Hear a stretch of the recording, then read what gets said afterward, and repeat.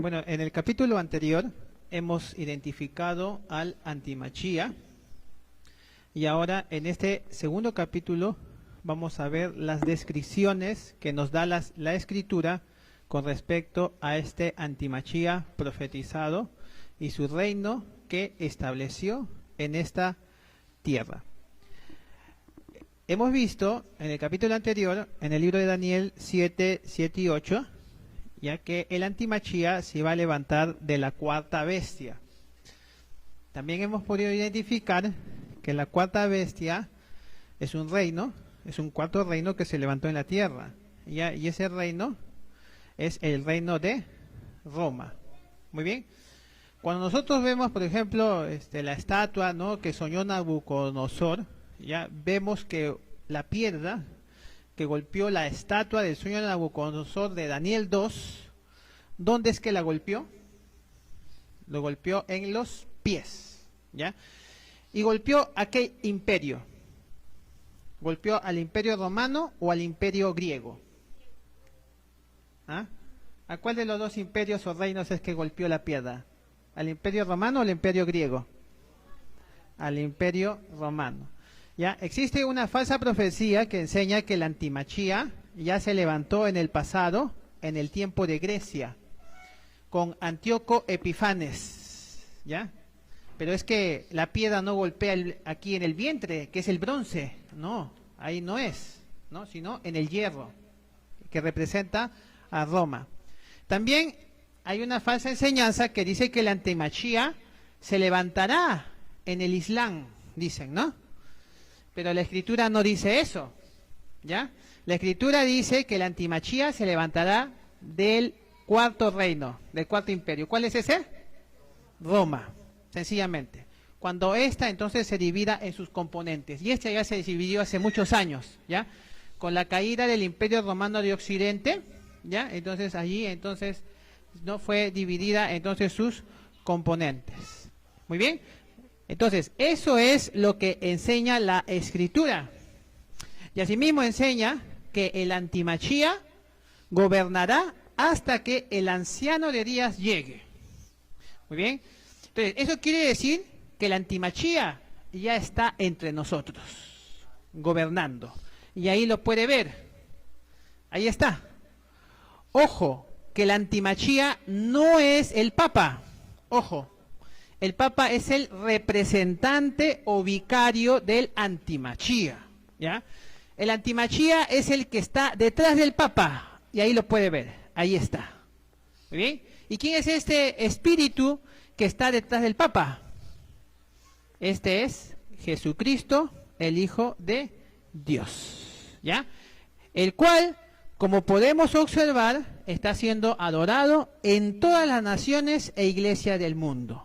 Ya sea en colegios, ¿no?, ya sea en hospitales, ya sea en comisarías, ¿no?, etcétera, etcétera, etcétera. En todo lugar siempre va a encontrar, hasta en los micros, ¿no?, ahí, el corazón de Jesús, ¿o no? ¿O me equivoco?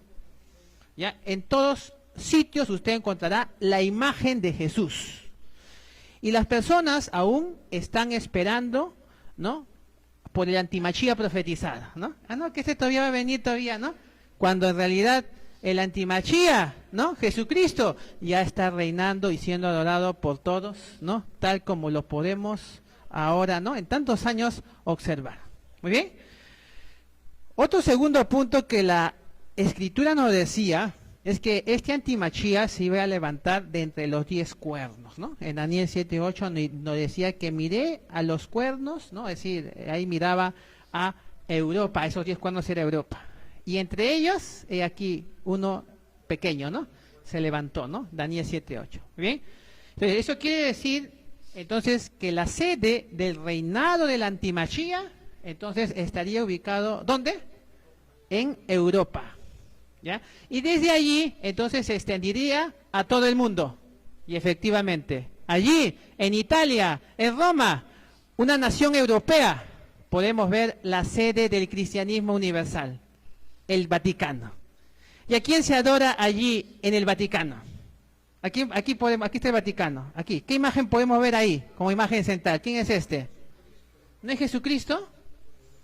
Ya pues, ¿acaso no es Jesucristo el Hijo de Dios el que está siendo ahí, ¿no? Honrado en el Vaticano. ¿Y quiénes fueron los que a nosotros, los americanos, nos impusieron la adoración a Jesucristo? ¿Quiénes fueron? ¿Acaso no fueron los europeos que vinieron a nuestro continente para conquistarnos y para imponernos su religión? Muy bien. Aquí, como dice esta fuente, en la historia de la Iglesia, página 175, cuando las últimas invasiones de los bárbaros agotó su fuerza, la paz de Europa había sido transformada. Los reinos germánicos independientes habían sido fundados sobre las ruinas del Imperio Romano. Y efectivamente, ¿no? Donde antes entonces había sido la parte occidental de Roma, allí, cuando estos fueron conquistados por los bárbaros en el año 476 de nuestra era, allí nacieron entonces los reinos europeos. Muy bien, muy bien. El tercer punto también que nos menciona la profecía es que el antimachía se iba a levantar después de los 10 cuernos, ¿no? Como nos dice el verso 24 de Daniel 7. Y tras ellos se levantará otro, ¿no? O sea, se iba a levantar entonces, esos 10 cuernos son Europa. Muy bien, es decir, después del surgimiento de Europa, ¿no? Eso quiere decir que el reinado de Jesucristo entonces surgió oficialmente en la Edad Media, ¿ya? Porque cuando se levantó entonces los reinos de Europa, en realidad esto se levantó tras la caída del Imperio Romano de Occidente. Y esta caída marcó el fin de la Edad Antigua y el inicio de la Edad Media, ¿ya? Y de esta forma es que cuando Europa entonces surgió en la Edad Media, tras ellos, decía la profecía, se iba a levantar el antimachía. Muy bien, de manera que el antimachía, su reinado oficialmente, se inició en la Edad Media.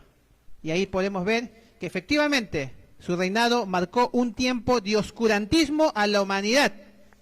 Y por ello que a esa era, la Edad Media, también se le llame como la Edad Oscura. Muy bien. Otro punto también que nos menciona acerca del antimachía es que el reinado de la antimachía iba a ser diferente de los otros cuernos, de los otros reinos. Así nos dice Daniel 7:24. Durante la Edad Media, Jesucristo, entonces, mediante su iglesia, ¿no?, que ya sabemos es el cristianismo, ¿qué es lo que creó? Creó un sistema religioso que se opuso a todo avance en el conocimiento, ya sea científico, como también del avance, ¿no?, del conocimiento de la verdad que enseña las Escrituras. ¿También? ¿Por qué? Porque la profecía decía que este reino iba a ser un reino diferente, un reino básicamente o netamente religioso, ¿ya? Que iba a imponer su religión, ¿no? Y que esta entonces iba a evitar todo tipo de avance, entonces ya sea científico como también, ¿no?, de la verdad escritural. El quinto punto también nos decía que en el reinado del antimachía se iba a convertir en el más grande e impresionante, ¿no? Daniel 7:20 nos decía que este cuerno se veía más grande que los otros, ¿ya? Y efectivamente, desde la Edad Media en adelante, el reinado de adoración a Jesucristo se ha hecho tan grande en el mundo, ya que se podría decir que todos los reinos del mundo le adoran, ¿o no? Todos en realidad adoran entonces a Jesucristo.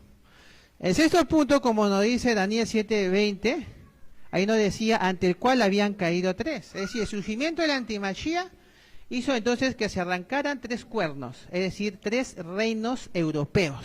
Nosotros sabemos que esos 3 reinos eran los reinos de los érulos, los ostrogodos y los vándalos. Muy bien, esos 3 reinos fueron destruidos por Jesucristo. ¿Por qué? Porque tenían un evangelio diferente, un evangelio que se derivaba del Israel de Yahweh y reflejaba un cuadro mucho más verdadero y puro de las Escrituras que cualquier otro. Ellos tenían unas doctrinas derivadas directamente de la fuente original y por eso tuvieron que ser removidos. Y sus principios no les permitían reconocer a Jesucristo como su Salvador, sino únicamente a Yahushua, el verdadero Redentor de la humanidad. Y por esa razón es que estos reinos fueron destruidos. El séptimo punto, también como estábamos señalando en el capítulo anterior, es que este cuerno tenía ojos como de hombre y una boca que hablaba grandes cosas, según Daniel 7:8. Esto quiere decir que este antimachía tendría un representante humano para que lo represente aquí en la tierra. Ya, representante en latín, amados, es vicario. Por ello que el representante de la antimachía se haría llamar vicario. Y en el Vaticano, en la sede de la antimachía, hay uno solo que se hace llamar como vicario. Y ese es el Papa. El Papa se hace llamar vicario de Cristo. Entonces, si el Papa es el vicario o representante de la antimachía, entonces, ¿quién es el antimachía? Ahí lo puede ver. ¿A quién está besando el Papa? ¿A quién le está adorando el Papa? ¿Acaso no es a Cristo Jesús? Ya pues, entonces, el Papa está adorando al Cristo de Roma. ¿Y quién es el Cristo de Roma? Jesús. Muy bien. Como nos dice esta fuente, sobre las ruinas del Imperio Romano se levantó una nueva orden de estados que tenían como su punto central la sede papal. Seguimos leyendo la fuente que está en la iglesia y las iglesias, páginas 42 y 43. Entonces, inevitablemente, el resultado fue una nueva orden, no solo nueva, pero muy diferente de la anterior. Como lo decía la profecía, entonces esto iba a ser un reinado diferente, ¿no?, a los primeros, ¿no?, a los primeros reinos que se levantaron, entonces sí que se refiere a los reinos europeos. Muy bien, también aquí en esta fuente, aquí nos dice también lo siguiente: definimos que en la Santa Sede Apostólica el pontífice romano mantiene la primacía sobre todo el mundo. Y estas pretensiones, amados, que hubo antes no han cambiado, por si acaso. ¿Ya? Entonces la primacía en realidad sobre todo el mundo está en realidad sobre el pontífice romano. ¿Ya? Entonces, como dice aquí el historiador César Eckhart, nos dice: cuando el Imperio Romano fue desintegrado y su lugar había sido quitado por un número rudo de reinos bárbaros, entonces la Iglesia cristiana romana no solo ganó independencia del Estado sobre los asuntos religiosos, pero dominaba también sobre los asuntos seculares. Muy bien, esto es lo que nos dice entonces en este libro, El Papado y los Asuntos Mundiales, en la página 1.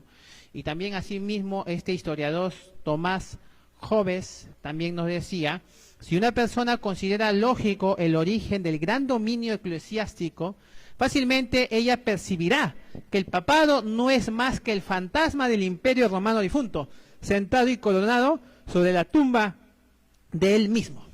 Muy bien, amado. Entonces, alguien se sentó entonces en el trono del César romano, amados. Muy bien.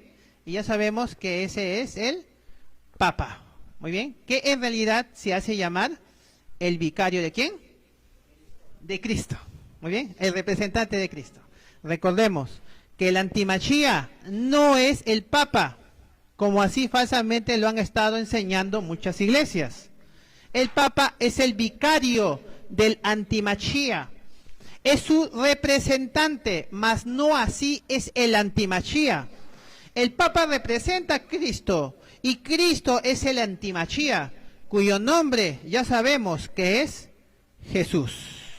Usted puede entrar tranquilamente al sitio oficial del Vaticano, ya, aquí está esta dirección, donde dice tiara papal, y ellos mismos reconocen que el Papa es el vicario, como está subrayado ahí, el vicario de Cristo.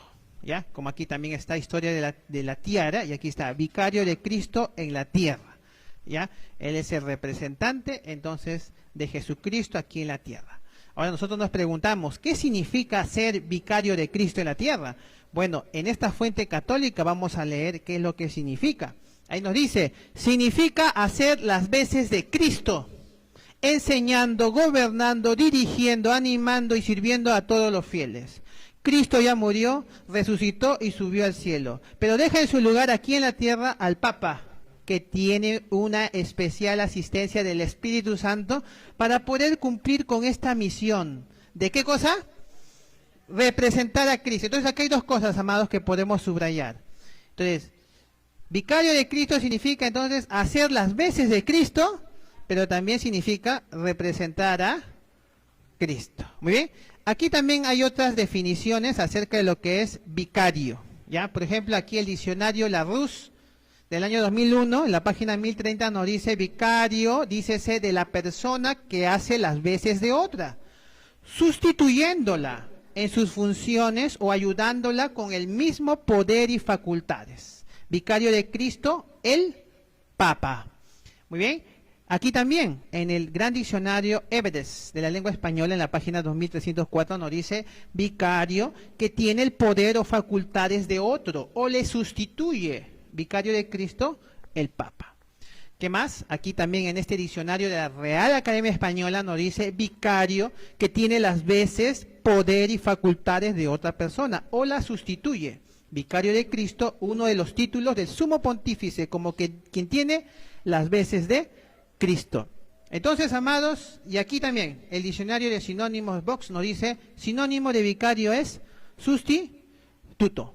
Entonces, según esto, entonces podemos afirmar que vicario significa entonces persona que sustituye o reemplaza o representa a otra, tomando su lugar con idénticos poderes y facultades, ¿no? Y la idea general de vicario es entonces quien toma el lugar de o en lugar de.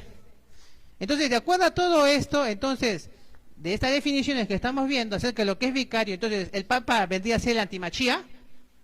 No, ¿ya? El Papa es el que sustituye, ojo, según la definición de vicario, es el que reemplaza, en este caso, la antimachía en esta tierra. Muy bien, la expresión que se le atribuye al Papa de vicario de Cristo nos dice claramente quién es el antimachía. Sencillamente, Cristo Jesús, ¿no? Como el Papa entonces sustituye o reemplaza a Jesucristo en la tierra, es por esa razón que ellos dicen de sí mismos lo siguiente.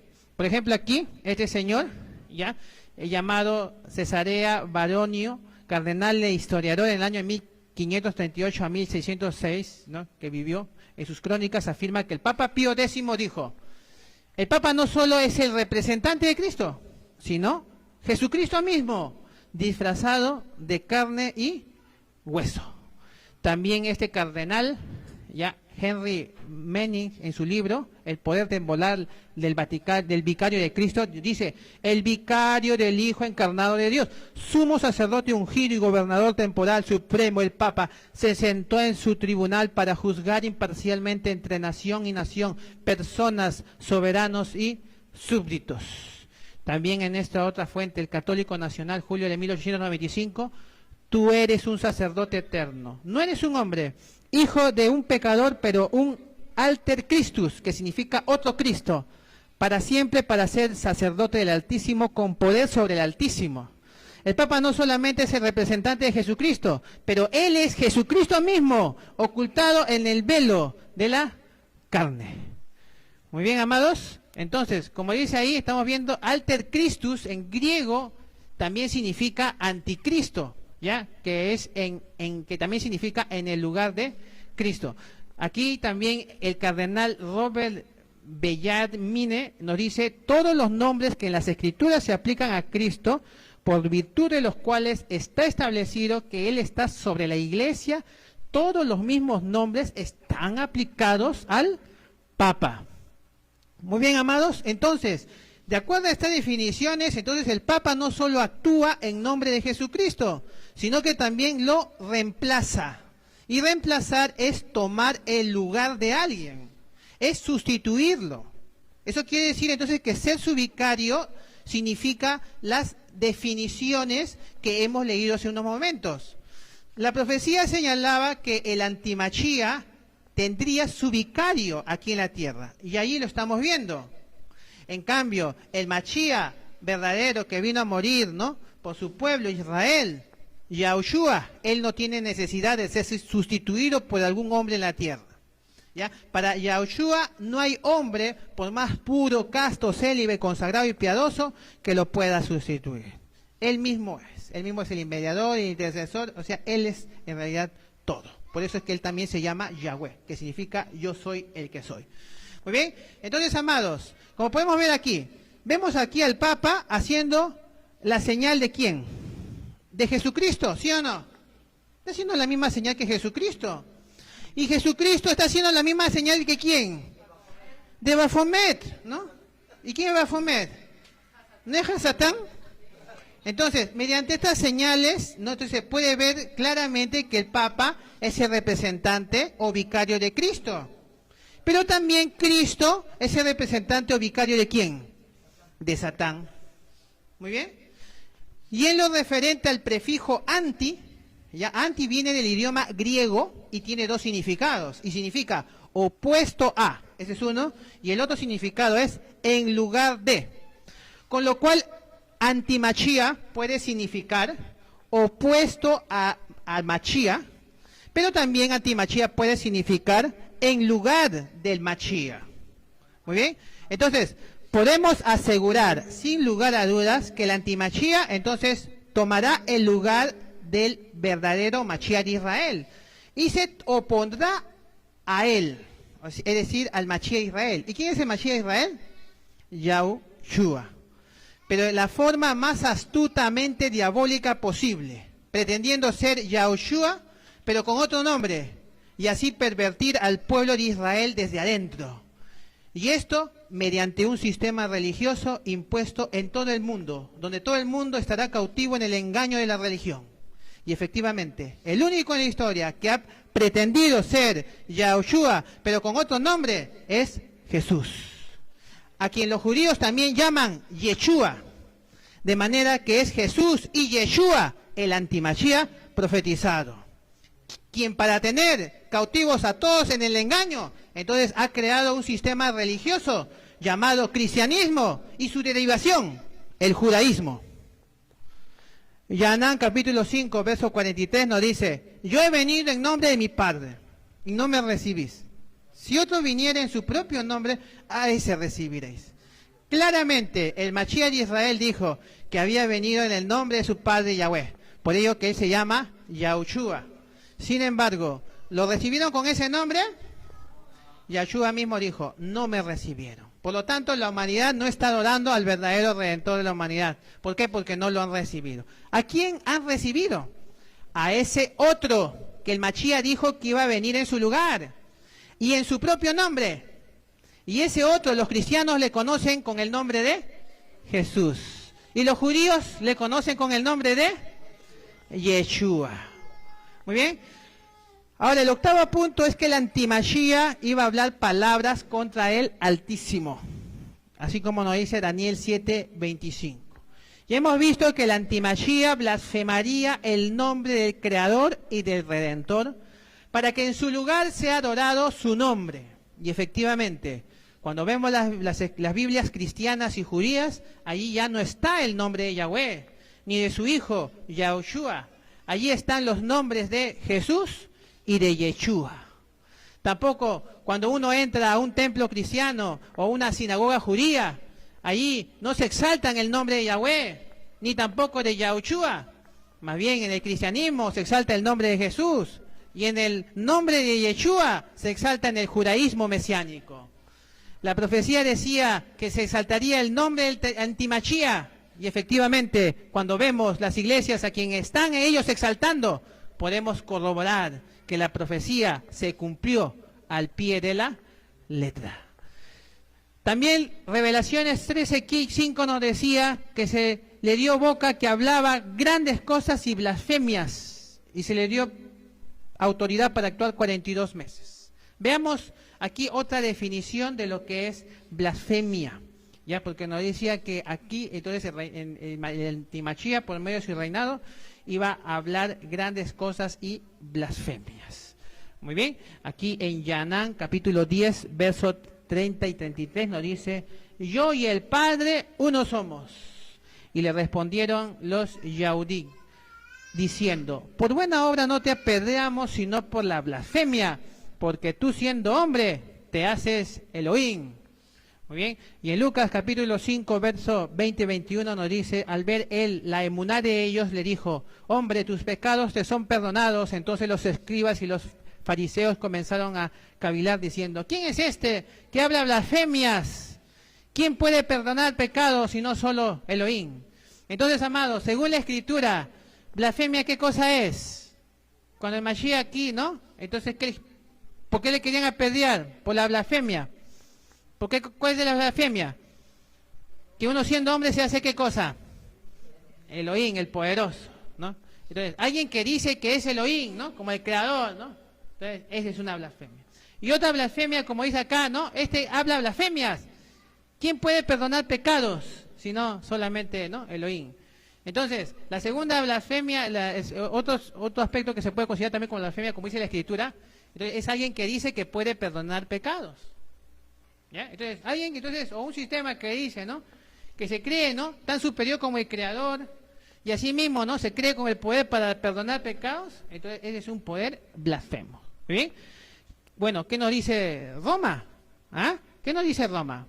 Ahí, en las grandes cartas encíclicas del Papa León XIII, que fue escrito en 1894. ¿Qué nos dice? Ocupamos en esta tierra el lugar del Dios Todopoderoso. ¿Ustedes cómo consideran esta expresión? ¿Será o no será una blasfemia? ¿Ah? Roma ya que es, página 180 nos dice, dado en Roma desde nuestro palacio el 10 de febrero de 1810, de la jurisdicción 14, el sacro y santo pontífice y padre en Cristo y nuestro Señor, nuestro Dios, el Papa. Muy bien, muy bien. Y en el libro escrito por el padre Berteto, más conocido como Salesiano, se escribió lo siguiente: Jesús puso al Papa sobre los profetas, sobre los precursores, sobre los ángeles. Jesús puso al Papa en el mismo nivel de Dios. El Papa es Dios en la tierra. Eso fue lo que dijo entonces aquí Berteto, ¿ya? Y ahí está la fuente. Muy bien, seguimos leyendo otras fuentes, como aquí esta de acá. Nos dice, nosotros definimos que la Santa Sede Apostólica y el Pontífice Romano ocupa la primacía sobre todo el mundo. También nos dice esta fuente de la Enciclopedia Católica, esta autoridad judicial hasta incluye el poder, ¿para qué? Para perdonar pecados. También nos dice esta otra fuente aquí, busca donde quieras, por los cielos y la tierra, y encontrarás a un ser creado. Uno solo que puede perdonar el pecado, quien puede librarlo de las cadenas del infierno. Ese ser extraordinario es el sacerdote católico romano. Muy bien, esta otra fuente también nos dice lo siguiente: Dios mismo está obligado a atenerse al juicio de sus sacerdotes y de no perdonar o perdonar de acuerdo según si ellos, los sacerdotes, rehúsen o den absolución. La sentencia del sacerdote precede y Dios la suscribe. Muy bien, y Tomás de Aquino también dijo lo siguiente: el poder secular está sujeto al poder espiritual, así como el cuerpo está sujeto al alma, y por eso no es una usurpación si la autoridad, si el prelado universal interfiere en las cosas temporales con respecto a los asuntos en los cuales el poder secular está sujeto a él. Y el Concilio de Trento también declaró lo siguiente: todo poder temporal es de él. El dominio, la jurisdicción, el gobierno de toda la tierra es de él por derecho divino. Todos los soberanos de la tierra son sujetos a él y deben someterse a él. Ese él a quien se está refiriendo es al Papa, ¿no? Quien es en realidad el vicario de Cristo. Muy bien. Entonces, si ese representante de Cristo, entonces, lógicamente todos se tienen que someter a ¿quién? A Cristo, a Jesús. El noveno punto, que también hemos considerado en la primera parte, es que la antimachía a los Kadoshim el Altísimo quebrantará, según nos decía Daniel 7:25, y que también iba a hacer guerra contra los Kadoshim y los iba a vencer. Y efectivamente en la historia de la humanidad está registrado que en el nombre de Jesucristo se mataron a millones de seres humanos mediante un tribunal de santo oficio denominado la Santa Inquisición. Muy bien. Vamos a tomar aquí la definición ya de este libro, ya que es de Historia Universal, escrito por Juan Castillo Morales en la página 227, que nos habla acerca de lo que es este tribunal de santo oficio conocido como la Santa Inquisición. Este tribunal eclesiástico fue creado por el Papa Inocencio III, cuya finalidad era la de perseguir a los herejes durante el siglo XIII. En el siglo XVI, ante la nueva crisis de la Iglesia, el Papa Paulo VI autorizó la reorganización de esta institución tribunalicia a la que le dio cierto grado de autonomía, con decisiones inapelables y dependiendo únicamente de la autoridad papal. Este tribunal, llamado también Tribunal de Santo Oficio, ejerció actividad fiscalizadora tanto en los religiosos como en los fieles de la vida civil. Persiguió, encarceló, atormentó y quemó en la hoguera mediante los llamados autos de fe a millones de personas en el nombre de Jesús, con el afán desmedido de detener a cualquier precio y a toda costa la propagación de la herejía. ¿Y cuál es la herejía, amados, por la cual las personas, a tantos millones, han matado? La palabra herejía, amados, viene de la palabra en latín hereticus, ¿ya? Que significa opción, significa elección. Muy bien, entonces si uno elegía una opción diferente a lo que el antimachía Jesucristo había establecido mediante su sistema religioso, entonces uno sería considerado hereje. Y por ser hereje, entonces tendría que ir aquí, ¿no? Tendría que ser sometido al juicio de este tribunal de santo oficio, quien con una serie de torturas entonces haría que el hereje se retracte de su mala elección u opinión.